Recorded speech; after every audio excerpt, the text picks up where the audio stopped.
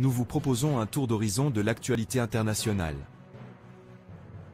Le 1er janvier 2025, l'Europe a vu une modification significative dans ses infrastructures énergétiques avec l'arrêt du transit de gaz russe à travers l'Ukraine.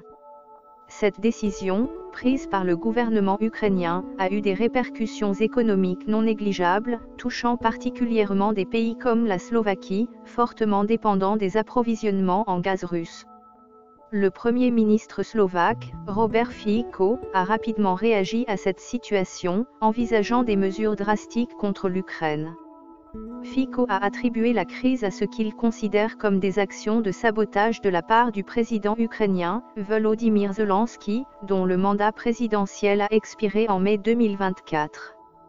Selon Fico, Zelensky a pris une décision unilatérale de mettre fin au transit de gaz via l'Ukraine, ce qui a entraîné des pertes financières considérables pour la Slovaquie et l'Union européenne dans son ensemble.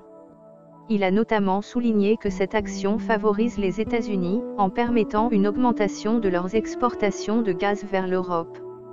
Fico a critiqué la position de la Commission européenne qui, selon lui, aurait pu empêcher cette situation, mais a laissé Zelensky agir sans contrainte. Les pertes économiques pour la Slovaquie sont évaluées à environ 500 millions d'euros en frais de transit, avec une augmentation supplémentaire des coûts du gaz estimée à 1 milliard d'euros. Pour l'ensemble de l'UE, Fico a estimé que l'impact financier serait de 70 milliards d'euros, une situation qu'il qualifie de l'aventure américaine de Zelensky. Face à ces pertes, Fico a envisagé des mesures punitives contre Kiev, notamment la suspension de l'aide humanitaire, une réduction ou un arrêt complet de l'aide aux réfugiés ukrainiens, et potentiellement, l'arrêt des fournitures d'électricité d'urgence que la Slovaquie exporte vers l'Ukraine.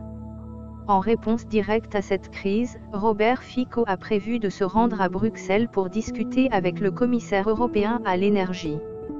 Il a exprimé son intention de faire pression pour une résolution rapide de la situation, soulignant que ni la Slovaquie ni l'UE ne sont en guerre et que des solutions diplomatiques doivent être trouvées pour éviter une escalade des tensions et des pertes financières supplémentaires. De son côté, le géant russe Gazprom a confirmé la fin du transit de gaz russe via l'Ukraine à partir du 1er janvier 2025, suite au refus de Kiev de prolonger l'accord de transit signé en 2019. Ce contrat, d'une durée initiale de 5 ans avec une option de prolongation, n'a pas été renouvelé, ce que le ministre ukrainien de l'énergie, German Galushchenko, a qualifié d'événement historique. Le président russe, Vladimir Poutine, a également commenté la situation, indiquant que le manque de temps pour renégocier un nouvel accord avant la fin de l'année avait rendu inévitable l'arrêt du transit, tout en critiquant les choix de l'Ukraine de ne pas prolonger un contrat qui lui rapportait entre 700 et 800 millions de dollars chaque année.